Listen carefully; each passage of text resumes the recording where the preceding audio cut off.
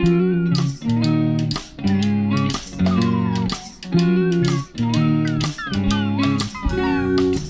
everyone, it's time for round 1, fight 3 of the character tournament, Jezal Dan Luthar versus Kip Guile, the First Law trilogy going up against Lightbringer. This will be a pretty one-sided fight, but an interesting discussion nonetheless. Let's go ahead and get into the 7 categories we'll be doing here: origin, development, role, interest, relationships, who would win in a fight, and the tiebreaker. This video, of course, will contain spoilers for both characters, but going ahead and getting into the discussion, Kip Guile. His origin is kind of original for the fantasy genre, but has been done before in certain aspects. He's a bastard born to a small town and bullied his entire life for his weight. Eventually, he is rescued by what we think is his biological father, Kip Guile, and brought into a life where he's trained to be a magic user in the system of Luxon. He soon learns he can use many different forms of the Luxon magic system, and his adventure begins from there. It's a fairly interesting origin, and I like it quite a bit. Jezal Dan Luthar, we don't know a whole lot about his upbringing, but where we meet him in the First Law trilogy, he's a noble who is incredibly pompous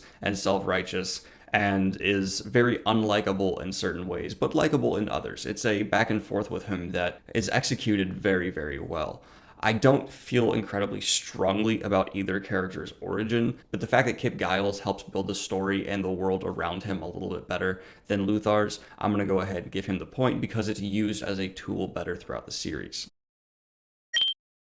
Now for development. Both of these characters develop in extremely different ways. Jezal, with his, let's just say, ignorant views of the world and self-righteousness, gets taught a few lessons along the journey and gets his worldview shifted in a couple of ways, but nothing super extreme. That's because the First Law trilogy doesn't really focus on character development that much. It focuses on character comparisons and juxtapositions between two characters who have incredibly different backgrounds or current personalities. It doesn't change its characters that much. Kip, on the other hand, develops from pretty much a worthless pile of blubbering tears very often to a leader and a firm member of the Black Guard just in the first couple books alone, something I really enjoy watching. Now, what I said about the First Law trilogy, though, still needs to be taken into account when you're talking about development. It is still an incredibly interesting use of development to have these characters explained through contrasting them with each other, and it's something that's done so well, and I haven't really seen before that much. I actually have to give the development here to Jezal Dan Luthar. It's just done so differently, and well, it to me wasn't the most interesting thing on the planet. It's so original and is executed so well, especially his comparison with other members in his party, that I'm going to go ahead and give the point to Jezal Dan Luthar here. Now we have the role they play in the world they are in, and this to me is a pretty clear-cut winner right away. The whole party in the First Law trilogy, the whole point is that they aren't really meant to fit together that well. It's supposed to be kind of a mishmash, and while that's great for all kinds of dynamics between the characters and fun for the reader, it really makes the role unimportant because no one really wants to be there at first. It's just this mishmash of characters who just feel so out of place together, and that's kind of the beauty of the series. Meanwhile, Kip is a developing chosen one, someone who really is influencing the world around him, and his role to the reader helps us explore this incredibly intricate magic system and the Black Guard itself, and begin to understand the power dynamics and the chromia in a very intimate way. There's just a lot more for Kip's role to do for the reader here over Jezal Dan Luthar's that I have to go ahead and throw the point to Kip. First Law is kind of hard to do a lot of these categories with because it's so alternative and done so well in those alternative ways, but it still means that these categories aren't exactly fitting what's happening, and I can only really mutate them so much. But for role especially, I can't really shift what's happening there. So this point as well is going to go to Kip.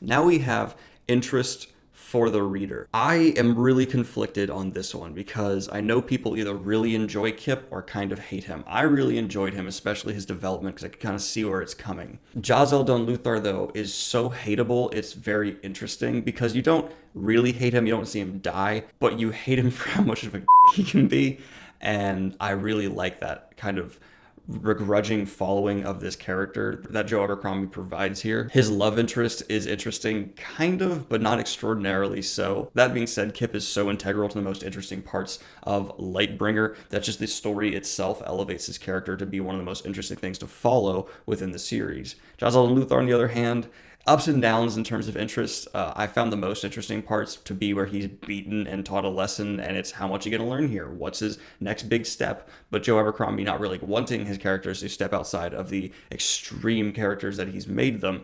They don't really change to their core. They have moments of realization and things like that, but I've never really felt like they've done a complete 180, which is good, and it's more realistic that way. But in terms of interest, once again, because Lightbringer didn't try to do something so out of the box here, I have to give the point to Kip, which is a weird thing to say, and I know there's going to be some people who are kind of angry at me saying that, but yes, Joe Abercrombie tried to do something more ambitious, and I respect that more overall, but that doesn't inherently mean that it was better than the tropes that have already been there, especially when those tropes are done so magnificently as well as characters like Kip Guile. So the point here is going to go to Kip, just because I found him to be more of a page-turner.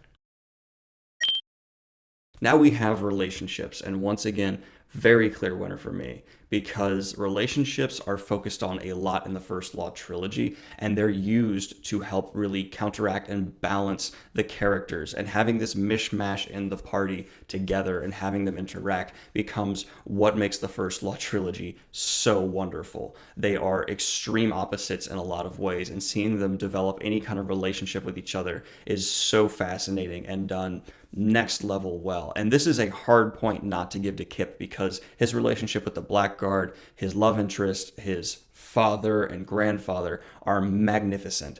But what Joe Abercrombie did here was so different and so ambitious and executed so well. Having these people who are not even on the same moral spectrum, let alone the same kind of people, trying to build a real band of brothers kind of thing, and doing it is just so original. I have to end up giving him the point. And while I actually enjoyed Kip's relationships and their development, especially with the Blackguard even more, I'm just going to give the point to Joe Abercrombie here for ambition. It takes a really brave author to do something that, in my opinion, stands out from the pack. So I'm giving the point here to Jezal Dan Luthar.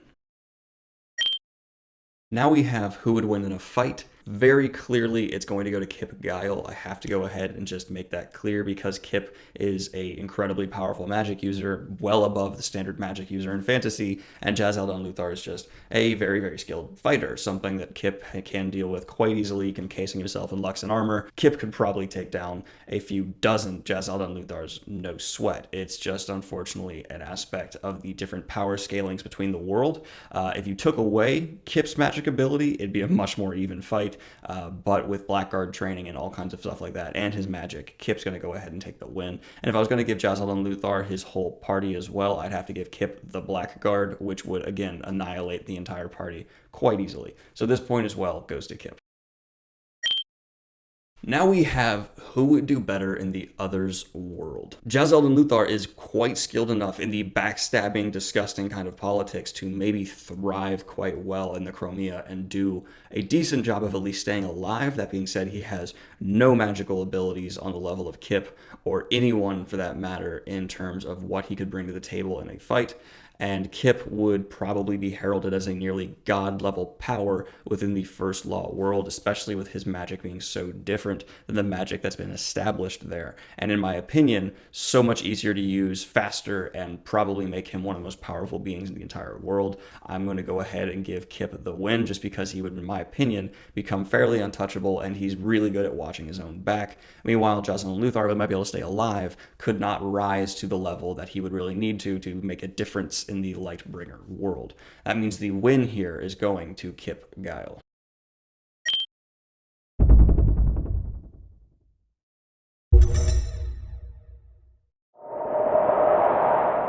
This was a pretty straightforward comparison. Kip, in my opinion, is a better developed character, a more powerful character, and in many ways a more interesting character. But what I liked about this is, well, Jezal Dan Luthar did lose. It was a really good way to point out what makes the First Law trilogy so ambitious, so much better, is how, well, yes, Lightbringer does all of the typical fantasy tropes incredibly well and subverts a few of them. The First Law trilogy is just so different. It really helps its stand out. And where the Luthar got the points is where the First Law trilogy really manages to stand out in that aspect. It just manages to be something so different. And the way that Joe Abercrombie built characters through awkward, out-of-place relationships and juxtapositions and things like that is really what makes that series special to me. All that being said, I'd love to know your thoughts on who should have won this fight. What did I do right? What did I do wrong? Let me know in the comments down below. Are you excited to see who's coming up next? I hope you all are having a wonderful start to your week. Yes, I look very tired. That's because I am very tired. Like and subscribe if you have not already. Hit the Patreon if you want to support the channel and what I do here. Have a great day, y'all. Peace.